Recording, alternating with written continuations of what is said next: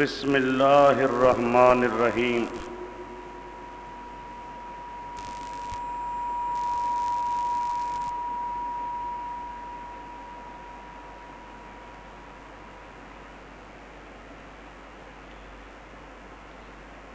وفقیات جاہلیت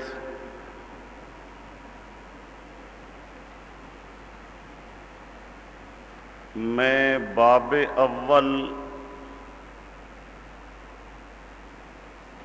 جس کا تعلق عقائد کے ساتھ تھا وہ آپ کے سامنے پیش ہو چکا ہے کہ توحید کے 2.5 درجوں میں مشرکین مکہ اہل اسلام کے موافق عقیدہ رکھتے تھے، اسی طرح تقدیر کے بھی قائل تھے۔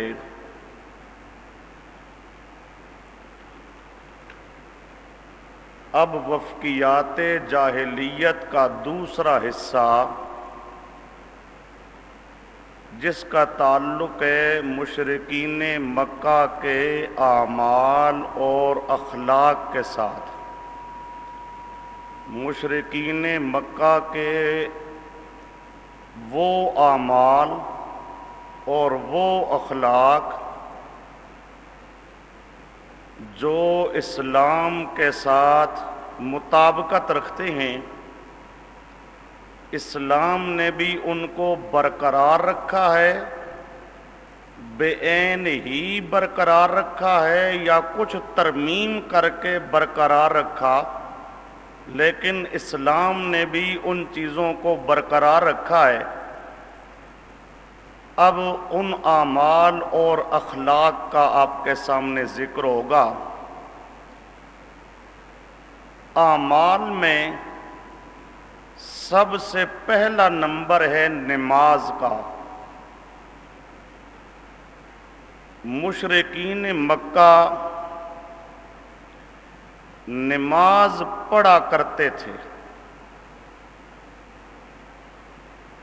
نماز کے مسئلہ میں پیغمبر کریم صلی اللہ علیہ وسلم کے ساتھ مشرکین کا اختلاف نہیں تھا۔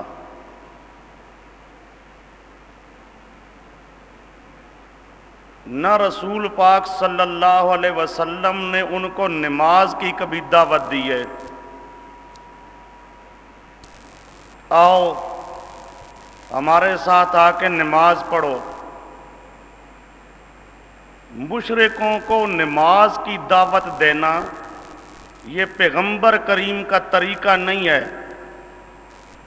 مشرکوں کو توحید کی دعوت دینا پیغمبر کریم کا طریقہ ہے۔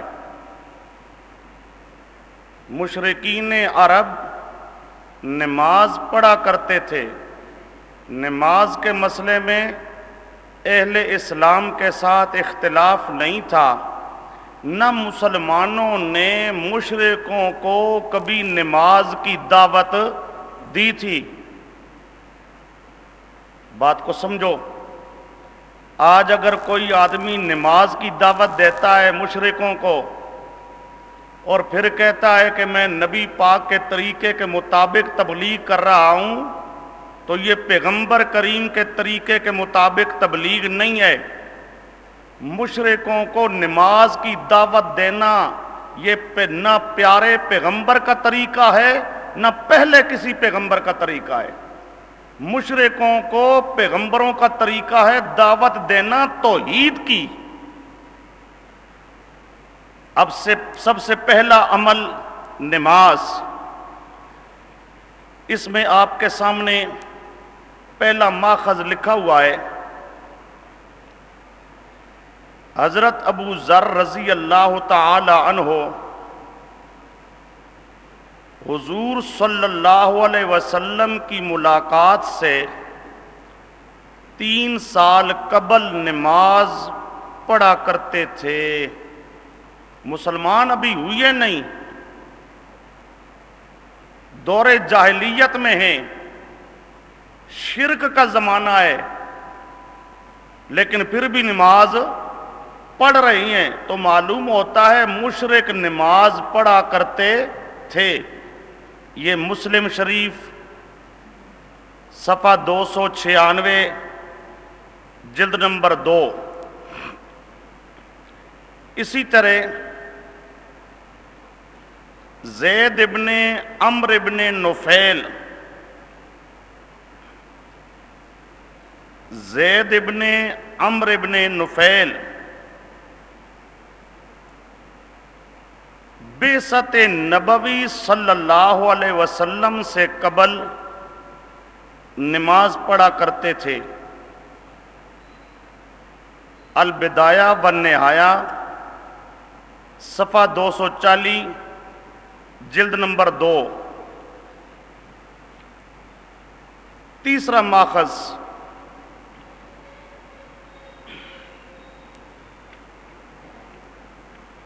فَوَيْلٌ لِّلْمُصَلِّينَ الَّذِينَ هُمْ عَنْ صَلَاتِهِمْ سَاهُونَ،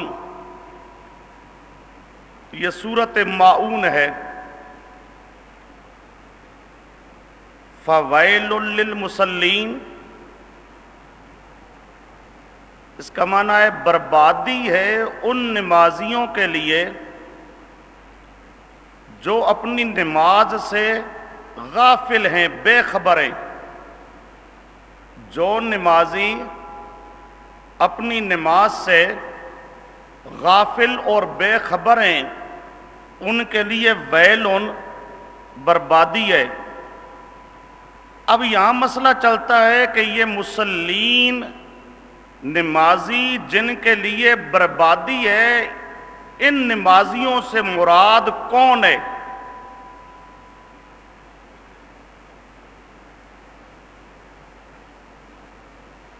اب اگر یہ صورت ہوتی مدنی تو مدینہ میں تو منافق موجود تھے، آدمی کہہ سکتا تھا کہ منافق جو نمازی تھے ان کے بارے میں اللہ پاک کہہ رہا ہے کہ ان کے لیے بربادی ہے، چونکہ وہ نماز سے بالکل بے خبر تھے، سستی سے نمازیں پڑھا کرتے تھے۔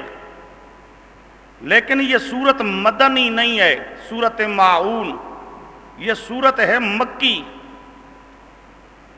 اور مکہ کے اندر جو مسلمان تھے تو پکے مسلمان تھے، جو مشرک تھے تو پکے مشرک تھے۔ یہ درمیان والی پارٹی جی ادھر بھی تھے ادھر بھی، یہ بھی راضی تھے وہ بھی راضی، ہر ایک کو راضی رکھا جائے، مداہنین کی جماعت، یہ نرم نرم انداز اختیار کرنے والے، یہ مکہ میں کوئی نہیں تھے۔ مکہ میں تو جو لا الہ الا اللہ صرف زبان سے پڑھتا اس کی خیر نہیں ہوتی تھی، اس لیے وہی پڑھتا تھا جو پکا مومن ہوتا تھا۔ تو وہاں یا پکے مومن اور یا پکے مشرک۔ اب جو پکے مومن تھے صحابہ کرام، ان کی تو اللہ تعریف کرتا ہے کہ قد افلح المومنون الذین هم فی صلاتهم خاشعون۔ یہ صحابہ کرام پکے مومن، ان کا تو حال یہ ہے کہ یہ نماز بڑی عاجزی کے ساتھ، سکون کے ساتھ، بڑی توجہ کے ساتھ نماز پڑھتے ہیں۔ تو اب ان کو تو یہ نہیں کہا جا رہا کہ فویلون، ان کی نماز تو بربادی والی نماز نہیں ہے۔ صحابہ کرام جو خشوع خضوع کرنے والے ہیں، اب وہ تو یہاں مراد نہیں ہو سکتے۔ پھر اس آیت کریمہ میں اللہ پاک کن کے بارے میں کہہ رہا ہے کہ ان کے لیے بربادی ہے؟ تو پھر ماننا پڑے گا کہ کافر اور مشرک ان کو اللہ کہہ رہا ہے، چونکہ مشرک وہ حقیقت میں نماز سے بے خبر ہے۔ نماز کی حقیقت توحید ہے، اور جو توحید کو مانتا نہیں ہے وہ نماز پڑھتا ہے تو توحید کی حقیقت سے بے خبر، تو نماز سے بے خبر، تو اس کے لیے نماز ویل بربادی ہے۔ تو اس آیت کریمہ سے معلوم ہوا کہ فویل للمصلین، یہاں کافر اور مشرک ان کو کہا جا رہا ہے، اور وہ کافر اور مشرک بھی نماز پڑھا کرتے تھے۔ تو نماز کے مسئلے میں کوئی اختلاف نہیں تھا، نماز تو مشرک بھی پڑھا کرتے تھے۔ یہ آپ کے پاس عبارت لکھی ہے کہ جمہور کے قول کے مطابق یہ سورت مکی ہے، روح المعانی صفحہ 241 جلد نمبر 30۔ اب یہ سورت چونکہ مکی ہے اور مکہ میں صحابہ مومن کامل تھے، اصحاب خشوع تھے، نہ اصحاب سہو، تو مصلین سے مراد مشرکین مکہ ہیں جو نماز کی حقیقت سے غافل تھے، یعنی توحید سے۔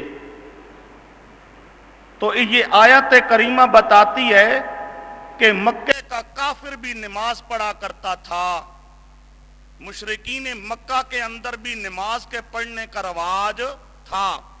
یہ 3 ماخذ، آگے ماخذ نمبر 4۔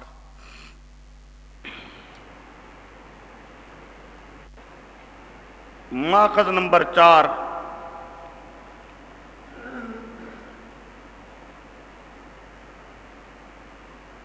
یہ حدیث ہے حضرت عمرو ابن ابسا، صحابی ہیں پیارے پیغمبر کے۔ یہ جو آپ کے پاس نمبر 4 پہ حدیث لکھی ہے، اس حدیث کو بیان کرنے والے صحابی راوی حدیث کے حضرت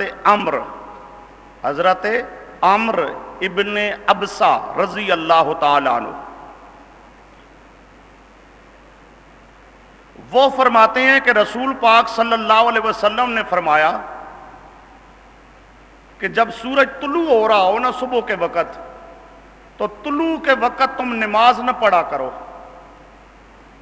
طلوع کے وقت نماز نہ پڑھا کرو۔ کیوں؟ آگے رسول پاک فرماتے ہیں فَإِنَّهَا تَطْلُعُ بَيْنَ قَرْنَيِ الشَّيْطَانِ وَهِيَ السَّاعَةُ صَلَاةِ الْكُفَّارِ۔ کیوں؟ وہ جو طلوع کا وقت ہے، سورج جو طلوع کرتا ہے، بین قرنی الشیطان، قرنین تثنیہ، نون تثنیہ کی گر گئی ہے بوجہ اضافت کے، شیطان کے 2 سینگوں کے درمیان، شیطان کے 2 سینگوں کے درمیان سورج طلوع کرتا ہے۔ اور یہ جو ٹائم ہوتا ہے، یہ ساعت صلاۃ الکفار، یہ کافروں کی نماز کا وقت ہے، کافروں کی نماز کا وقت ہے۔ تو اس سے معلوم ہوا کہ کافر نماز پڑھا کرتے تھے۔ اب یہ حدیث ہے نسائی شریف کی، نسائی شریف صفحہ 66 جلد نمبر 1، نسائی صفحہ 66 جلد نمبر 1۔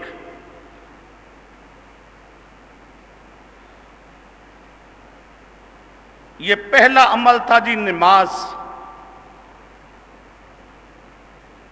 نماز کے اندر مشرکوں کا مسلمانوں کے ساتھ کوئی اختلاف نہیں تھا۔ جس طرح مسلمان نماز پڑھا کرتے تھے تو مشرک بھی نماز پڑھا کرتے تھے۔ اب اس کے بعد ارکان اسلام میں سے نماز کے بعد ہے رکن روزہ۔ تو روزے کے بارے میں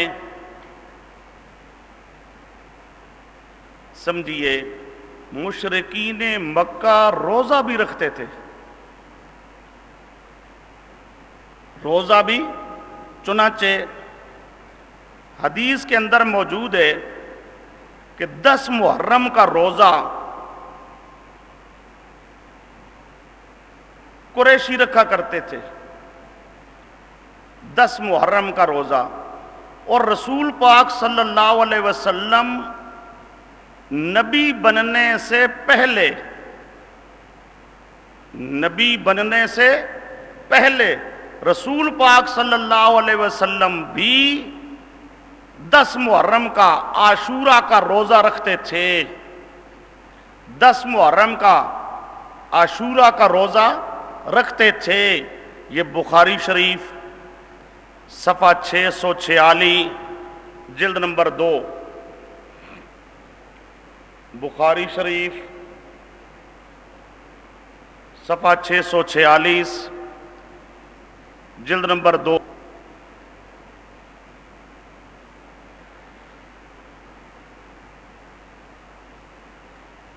دس محرم کا روزہ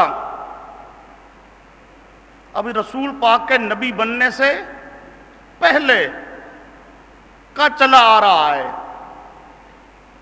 جو مکے کے کافر اور مشرک تھے وہ بھی روزہ یہ رکھا کرتے تھے. تو معلوم ہوتا ہے مشرک روزے کے مخالف نہیں تھے، وہ روزہ رکھنے کے قائل تھے.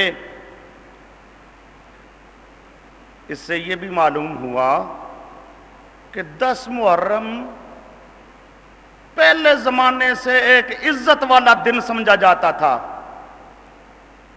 آج کل لوگ سمجھتی ہیں کہ 10 محرم تو عزت والا اس لیے بن گیا ہے کہ حضرت حسین کی شہادت اس میں ہوئی ہے.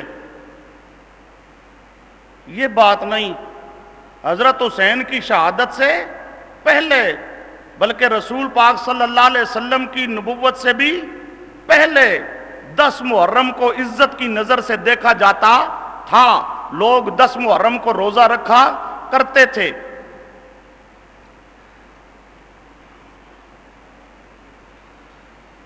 حدیث کے اندر ایک لفظ آتا ہے، پیارے پیغمبر صلی اللہ علیہ وسلم فرماتی ہیں کہ اللہ پاک نے فرمایا الصوم لی، روزہ میرے لیے ہے اور میں اس کا بدلہ خود دوں گا، اور میں اس کا بدلہ خود دوں گا. الصوم لی، یہاں سوال پیدا ہوتا ہے، یہ روزے کے لیے مخصوص طور پہ پیغمبر کریم صلی اللہ علیہ وسلم نے جو ارشاد فرمایا کہ اللہ پاک نے ارشاد فرمایا ہے، یہ مخصوص طور پہ روزے کے لیے کیوں کہا گیا؟ تو علامہ بدر الدین عینی حنفی، ان کی کتاب ہے بخاری شریف کی شرح عمدۃ القاری، بخاری کی شرح، اس کے اندر وہ لکھتی ہیں کہ اس کی وجہ یہ ہے لِأَنَّهُ لَمْ يَعْبُدْ أَحَدٌ غَيْرَ اللَّهِ بِالصَّوْمِ، لِأَنَّهُ لَمْ يَعْبُدْ أَحَدٌ غَيْرَ اللَّهِ بِالصَّوْمِ. روزہ ایسی عبادت ہے کہ غیر اللہ کے نام پہ روزہ کبھی نہیں رکھا گیا. فَلَمْ يُعَزِّمْ الْكُفَّارُ فِي عَصْرٍ مِّنَ الْآثَارِ معبوداً لہم بالصیام. باقی جتنی عبادتیں ہیں غیر اللہ کے نام پہ عبادتیں مشرک کیا کرتے تھے، لیکن روزہ والی عبادت ایسی ہے کہ روزہ اگر مشرک نے بھی رکھا ہے تو اللہ کے لیے رکھا ہے. روزہ کبھی غیر کے لیے نہیں رکھا گیا. لم یعبد احد غیر اللہ بالصوم فلم یعظم الکفار، کافروں نے فی عصر من الآثار، کسی زمانے میں بھی معبوداً لہم بالصیام، اپنے معبودوں میں سے کسی معبود کے لیے روزے والی عبادت والی تعظیم نہیں کی. باقی تعظیمیں، باقی عبادتیں وہ اللہ کی بھی کرتے رہی ہیں، اللہ کے علاوہ اپنے معبودوں کی عبادتیں بھی کرتے رہی ہیں، لیکن روزہ والی عبادت ایسی عبادت ہے کہ یہ مشرک نے بھی کی ہے تو صرف اللہ کے نام پہ کی ہے، اللہ کے ساتھ روزے کے اندر کسی اور کو شریک نہیں بنایا۔ اس لیے علامہ عینی لکھتے ہیں کہ اللہ پاک نے الصوم لی یہ مخصوص طور پہ ذکر کیا، یہ میرے لیے ہے اور میں خود اس کا بدلہ دوں گا۔ اب اس سے معلوم ہوا کہ مشرکین روزہ رکھتے تھے، اور روزہ ایسی عبادت ہے کہ روزے والی عبادت میں اللہ کے ساتھ کسی کو شریک بھی نہیں کرتے تھے۔ باقی عبادتوں میں تو اللہ پاک کے ساتھ اوروں کو شریک کر لیتے تھے، لیکن روزے والی عبادت میں اللہ کے ساتھ وہ کسی کو شریک نہیں کرتے تھے۔ آگے آئیے جی، اعتکاف۔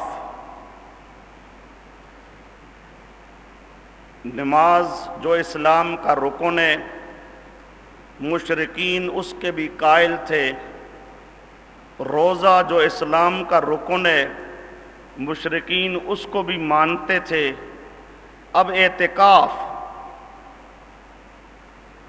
اعتکاف بیٹھنا